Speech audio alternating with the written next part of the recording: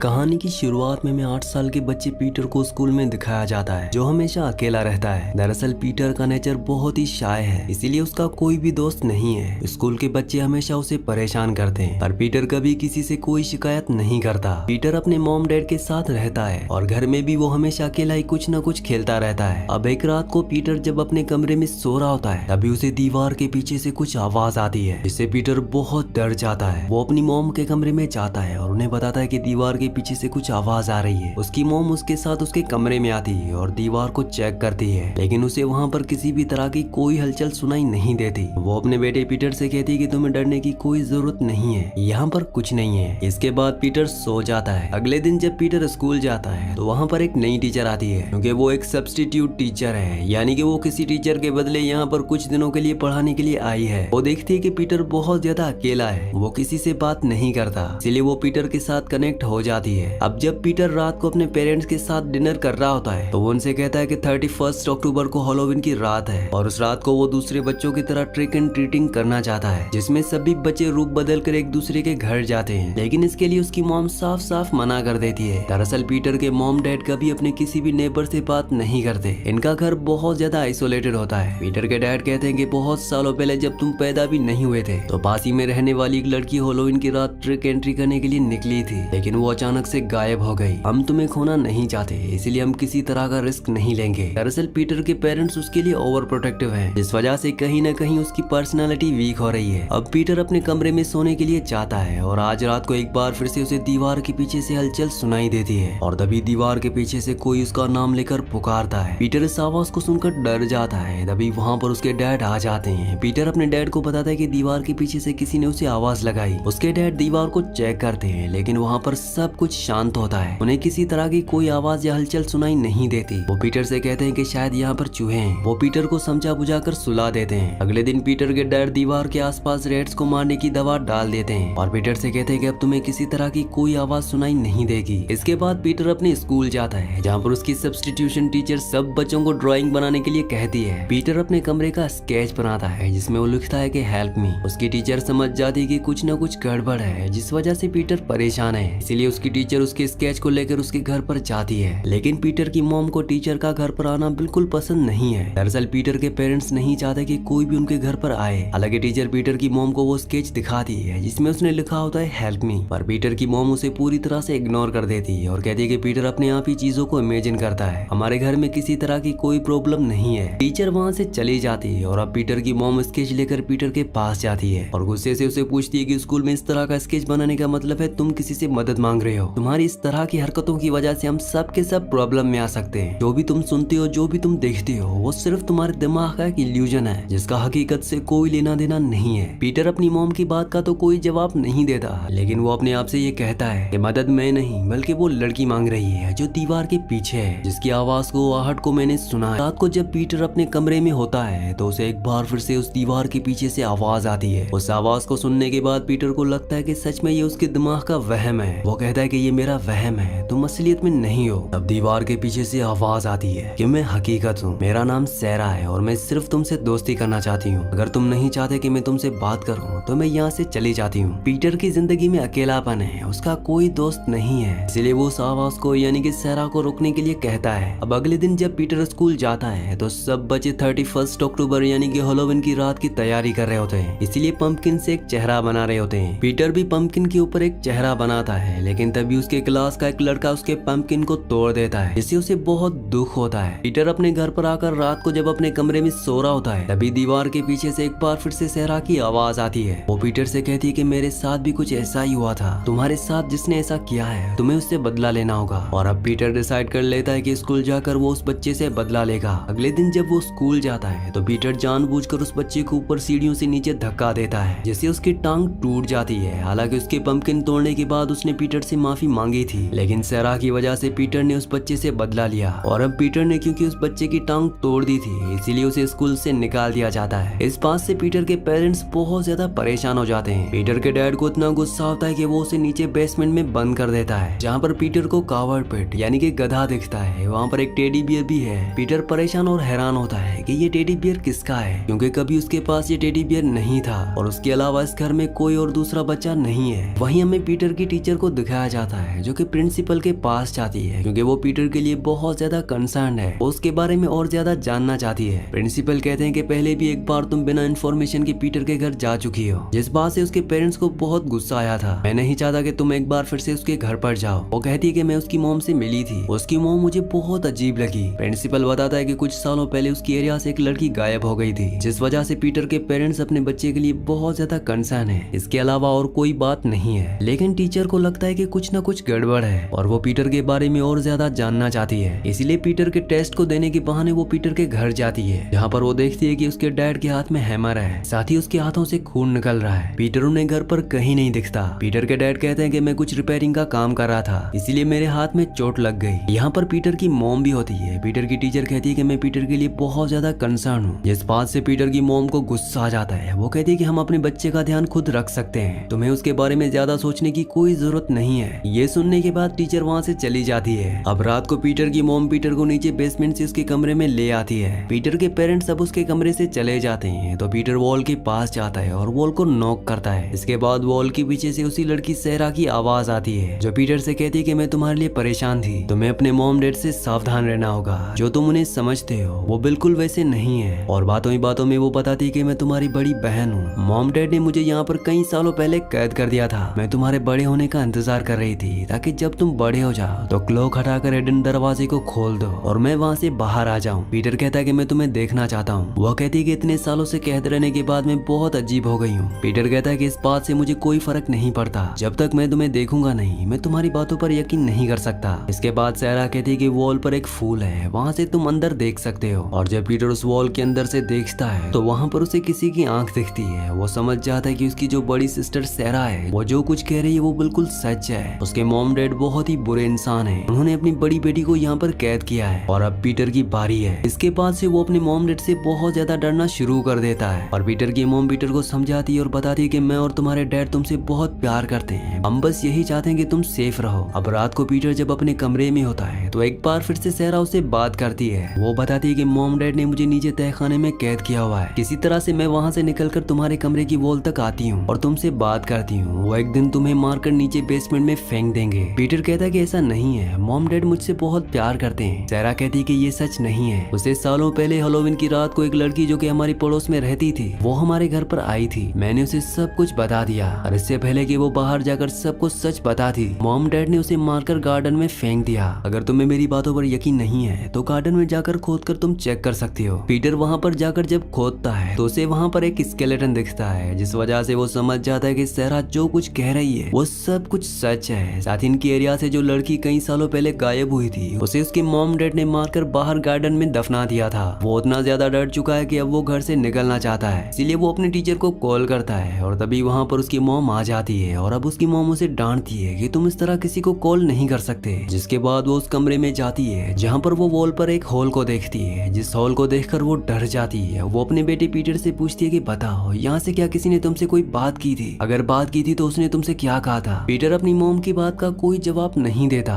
और जाने से पहले पीटर की माँ पीटर से कहती है कि अगर यहाँ पर कोई भी गड़बड़ हुई तो उसकी जिम्मेदार तुम होगे। दरअसल वो डरी हुई है। इसके बाद वो अपने हस्बैंड से बात करने जाती है, उसका हस्बैंड उसे समझाता है। वहीं रात को एक बार फिर से सहरा पीटर से बात करती है। वो कहती है कि आज मैंने मॉम डैड को बात करते हुए सुना, वो आज रात को हम दोनों को मारने वाले हैं, अगर तुम चाहते हो कि हम दोनों जिंदा रहें तो तुम्हें कुछ करना होगा। इसके बाद पीटर अपनी मॉम डैड के साथ डिनर करने के लिए चाहता है, लेकिन पीटर सिर्फ अपने मॉम डैड को खाना खाते हुए देख रहा होता है। साथ ही उसके डैड को एहसास होता है कि खाने का टेस्ट कुछ अलग है और तभी वो देखता है कि पीटर कुछ नहीं खा रहा। वो समझ जाते हैं कि पीटर ने कुछ गड़बड़ की है। वो पीटर से पूछते हैं कि तुमने खाने में क्या मिलाया। पीटर कहता है कि तुमने मेरी सिस्टर को कैद किया है और अब तुम हम दोनों को मारने वाले हो, इसलिए मैंने खाने में जहर मिला दिया था। इसके बाद वो क्लॉक को हटाने के लिए वहाँ से जाता है, जिसके पीछे वो दरवाजा है जहाँ से उसकी बड़ी सिस्टर बाहर आ सकती है। जहर की वजह से उसके मॉम डैड की मौत हो जाती है। पीटर की मॉम चाकू लेकर उसका पीछा करती है, लेकिन पीटर उन्हें धक्का देकर गिरा देता है, जिसके बाद उनकी भी जहर की वजह से मौत हो जाती है और पीटर उस क्लॉक को हटाकर उस सीक्रेट दरवाजे को खोल देता है। और तभी अचानक अंदर से जोर जोर से हंसने की आवाज आती है, जो कि सहरा की है, जो कुछ वक्त पहले बहुत ही लाचारी से बात कर रही थी और उसी ने पीटर को मॉम डैड के खाने में जहर मिलाने के लिए कहा था। उसकी आवाज सुनकर पीटर बहुत ज्यादा डर जाता है। उसे कहीं ना कहीं एहसास हो चुका है कि उसकी बड़ी सिस्टर ने उसे अपने जाल में फंसाया है। उसकी मॉम जो उसका चाकू लेकर पीछा कर रही थी वो उसे मारने के लिए नहीं बल्कि सहरा सेरा से बचाना चाहती थी और अब पीटर अपनी सिस्टर की आवाज सुनकर अपने कमरे में आकर छुप जाता है। ठीक उसी वक्त हमें घर के बाहर उस लड़की को दिखाया जाता है जिसे पीटर ने ऊपर सीढ़ियों से धक्का दिया था, जिससे उसका पैर टूट गया था। वो अपने कुछ साथियों के साथ पीटर से बदला लेने के लिए आया है क्योंकि आज हैलोवीन की रात है, इसलिए उन सब ने अपना हुलिया बदला होता है। और जब ये घर के अंदर आते हैं तो सेरा एक एक करके इन सबको मार देती है। पीटर अपने कमरे में बैठकर नीचे छुपा हुआ है। उसी बेड के ऊपर सेरा बैठ जाती है और पीटर को बताती है कि मैं डिफॉर्म पैदा हुई थी, इसीलिए मॉम डैड ने मुझे हमेशा छुपा कर रखा। वो मुझे बेसमेंट में जो गड्ढा है उसके अंदर कैद किया करते थे। वहाँ पर जो टेडी बियर है वो भी मेरा है। मैंने कभी बाहर की दुनिया को नहीं देखा। मैं मानती हूँ कि मैं बहुत बदसूरत हूँ, लेकिन मेरे साथ ये सलूक नहीं करना चाहिए था, इसीलिए मैंने तुम्हारा इस्तेमाल करके मॉम डैड को मरवा दिया। और अब वो उसे उसी जगह कैद कर देती है जहाँ पर वो कुछ सालों से कैद थी। वहीं हमें घर के बाहर दिखाया जाता है जहाँ पर पीटर की टीचर आ चुकी है क्योंकि उसे शक है कि पीटर के साथ कुछ न कुछ गलत हो रहा है। वो घर के अंदर आती है तो वॉल के पीछे से जिस तरह से सेरा उसे आवाज लगाया करती थी उसी तरह वो अपनी टीचर को आवाज लगाता है। उसकी टीचर वॉल को तोड़कर पीटर को बाहर निकालती है और तभी वहाँ पर सेरा आ जाती है जो पीटर को बेसमेंट के गड्ढे के अंदर डाल देती है और अब वो टीचर को मारना चाहती है, लेकिन पीटर सेरा के बाल पकड़ लेता है और ऊपर आने लगता है, जिसके बाद वो टीचर की मदद से सेरा को धक्का देकर उसे वहाँ पर कैद कर देता है। दरअसल उसकी बड़ी सिस्टर सेरा पीटर से हमेशा नफरत करती थी, इसीलिए उसने उसका इस्तेमाल किया। वो कोई आम इंसान नहीं है बल्कि उसके अंदर इविल पावर्स हैं। उसके दिमाग की हालत बहुत ठीक नहीं है और कई साल पहले हैलोवीन की रात जो लड़की इनके घर पर आई थी उसे पीटर के मॉम डैड ने नहीं बल्कि खुद सेरा ने मारा था, जिसके बाद से पीटर के मॉम डैड ने सेरा को हमेशा हमेशा के लिए नीचे कैद कर दिया। वो जानते थे कि सेरा दुनिया के लिए इंसानों के लिए खतरा है। वो उनकी अपनी बेटी थी, इसीलिए वो कभी उसे मार नहीं पाए, लेकिन वो हमेशा पीटर को उससे बचाना चाहते थे क्योंकि पीटर एक नॉर्मल बच्चा था। इसीलिए सेरा उसे नफरत करती थी और उसकी जिंदगी का एक मकसद ये भी था कि वो पीटर को मारना चाहती है। और अब वो पीटर से कहती कि तुम कहीं भी चले जाओ, मैं तुम्हें ढूंढकर तुम्हें मार दूंगी। हालांकि उसे एक बार फिर से कैद कर लिया गया है, लेकिन उसके पास नॉर्मल इंसानों से ज्यादा ताकत है और अगर वो वहाँ से आजाद हुई तो वो पीटर को किसी भी कीमत पर नहीं छोड़ेगी। वो उसे नीचे बेसमेंट में बंद कर देते हैं जहाँ पर पीटर को पेटी यानी कि गड्ढा दिखता है। इसी के साथ इस मूवी का इस कहानी का एंड हो जाता है। अगली कहानी आप किस मूवी पर सुनना चाहते हैं मुझे नीचे कमेंट्स में जरूर बताना, क्योंकि मैं आपके कमेंट्स पढ़ता हूँ और आपके प्यारे प्यारे कमेंट्स का बहुत बहुत शुक्रिया।